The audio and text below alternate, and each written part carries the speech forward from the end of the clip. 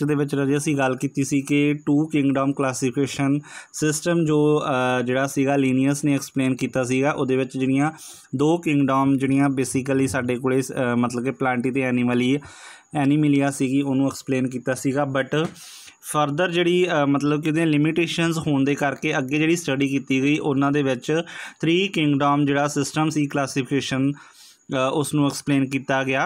ये सिस्टम जिहड़ा सीगा अर्नेस्ट हैकल इन 1866 दे विच क्लासीफाई किया सीगा। इस दे विच 3 किंगडम्स बनाईयां गईयां सीगियां ऑर्गेनिजम्स दीयां। पहली सीगी साडे कोले Plantae, then second Protista and तीसरी एनीमिलिया। ओके स्टूडेंट, बट जिहड़े टू सिस्टम जिहड़ा सीगा किंगडम सिस्टम सीगा क्लासीफिकेशन दा उहदे विच सिर्फ प्लांटी ते एनीमिलिया सीगी। बट इस दे विच जिहड़ी थर्ड ऐड हुई है that is the kingdom Protista. Okay, the new kingdom Protista included all those organisms which lack the capacity of tissue differentiation.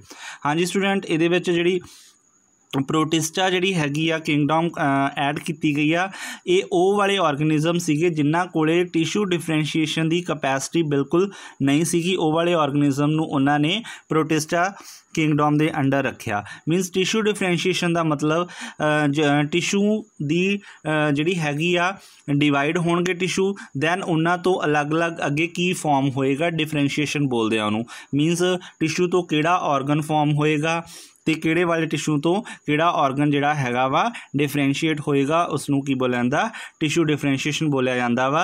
मतलब कि जिहड़े organisms they which tissue differentiation नहीं सी उन्हां ने मतलब कि उस किंगडम नूं अलग तो प्रोटिस्टा किंगडम का नाम दिता। Okay student, these are algae.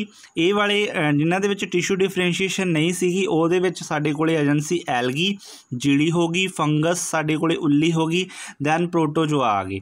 Okay, protozoa जिहड़े माइक्रो ऑर्गेनिजम सीगे साडे कोले वो असी मतलब कि इन्हां तिन्नां चीज़ां नूं मतलब कि जिहड़ा एलगी फंजाई ते प्रोटोजोआ इन्हां नूं असी अलग तो एक किंगडम दे विच रखिया अर्नेस्ट हैकल ने, जिहदा नाम की सी प्रोटिस्टा सी। ओके, लैटर किंगडम जिहड़ी प्रोटिस्टा सीगा was reversed only for यूनीसैलुलर organisms. हाँ जी स्टूडेंट, अगे जाके जिहड़ी मतलब कि किंगडम प्रोटिस्टा सीगी उन्होंने रिजर्व किया गया ओनली फॉर यूनीसैलुलर ऑर्गेनिजम के लिए। मीनस अगे जाके प्रोटिस्टा दे विच सिर्फ यूनीसैलुलर ऑर्गेनिजम ही रखे गए तो मल्टीसैलुलर ऑर्गेनिजम नूं प्लांटी ते एनीमल जिहड़ी कैटागरी दे विच रखा गया।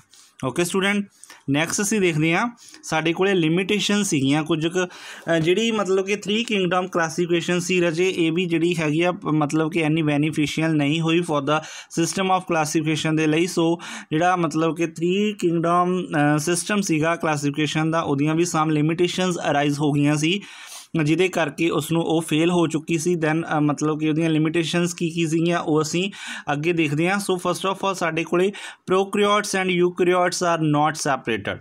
हाँ जी स्टूडेंट, असीं हुणे गल करके आए हैं कि मतलब प्रोकैरियोट्स ते यूकैरियोट्स उहदे विच कोई गल नहीं कीती, उहने जस्ट प्लांट अलग रख ले ते एनीमल्स अलग रख ले। दैन जिन्हां दे विच टिश्यू डिफरेंशिएशन नहीं हुंदी सी उन्हां नूं मतलब कि एक अलग तो जिहड़ी हैगी प्रोटोजोआ कैटागरी दे अंडर रखा गया।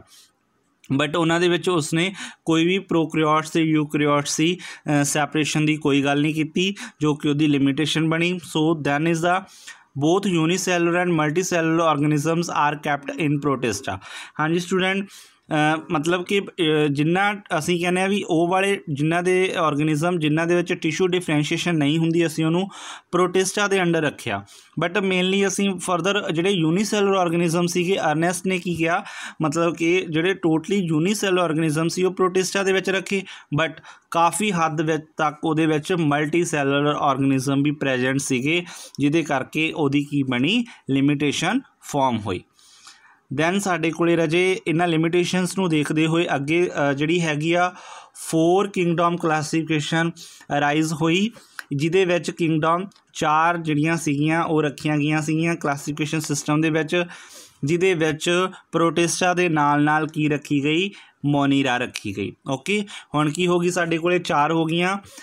First of all Monera, then Protista and Plantae and Animalia. Okay, plants दे विच प्लांटी दे विच सारे प्लांट्स सीगे, एनीमिलिया दे विच सारे एनीमल्स आ गए सी। प्रोटिस्टा दे विच यूनीसैलुलर ऑर्गेनिज्म आ गई। दैन हुण असी न्यू एडिशन जिहड़ी हुई है दैट इज़ मोनीरा। ओके हुण की आ प्रोटिस्टा दे विचों ही जिहड़े मतलब कि असीं अलग तो जिहड़े मल्टीसैलुलर ऑर्गेनिज्म सी उन्हां नूं असीं बाहर कढ के किहदे विच रखिया गया, उन्हां नूं किंगडम मोनीरा दे विच रखिया गया। Studies with electron microscope. हाँ जी स्टूडेंट, माइक्रोस्कोप दे नाल जिहड़ी इलैक्ट्रॉन माइक्रोस्कोप दी स्टडी ने की क्लीयर कीता कि bacteria and related organisms have different nuclear structure as compare to the others. They are prokaryotes. Okay this kingdom Monera was created by Copeland 1956। हाँ जी स्टूडेंट, इहदे विच की सीगा उन्होंने की मतलब कि अगे फर्दर जिहड़ी फर्दर स्टडी सीगी इलैक्ट्रॉन माइक्रोस्कोपिक स्टडी नाल क्लीयर कीता कि जिहड़े बैक्टीरिया सीगे एंड उहदे बैक्टीरिया दे नाल रिलेटेड ऑर्गेनिज्म सीगे उन्हां नूं मतलब कि जिहड़ी उन्हां दी न्यूक्लियर स्ट्रक्चर आ उन्हां दी जिहड़ी स्टडी है जां असीं कहंदे उहदी स्ट्रक्चर है वो टोटली डिफरेंट सीगी as compare to other organisms दे नाल। ओके तां ही रजे उन्होंने उन्होंने की किया दीज आर द प्रोकैरियोट्स।